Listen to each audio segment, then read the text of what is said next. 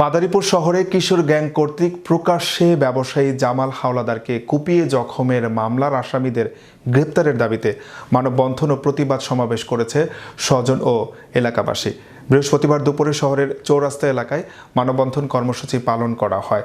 পরে দোষী ব্যক্তিদের দ্রুত গ্রেফতার ও বিচারের দাবিতে জেলা প্রশাসক বরাবর স্মারকলিপি দেওয়া হয়। উল্লেখ্য, গত 25শে ডিসেম্বর ড্রেজার ব্যবসার দ্বন্দ্বে মহিষের চর এলাকার মুদি ব্যবসায়ী জামাল হাওলাদারকে কুপিয়ে গুরুতর জখম করে পারভেজ খাঁ, শাওন খাঁ, সাব্বির হাওলাদার সহ বেশ কয়েকজন লোক। হামলায় গুরুতর অবস্থায় জামাল হাওলাদারকে ঢাকা মেডিকেল কলেজ হাসপাতালে পাঠানো হয়। পরে এই ঘটনায় সদর থানায় একটি মামলা দায়ের করা হয়। এ বিষয়ে মাদারীপুর সদর থানার ভারপ্রাপ্ত কর্মকর্তা মনোয়ার হোসেন চৌধুরী বলেন, আসামিদের গ্রেফতারের চেষ্টা চলছে, দ্রুত তাদের আইনের আওতায় আনা হবে।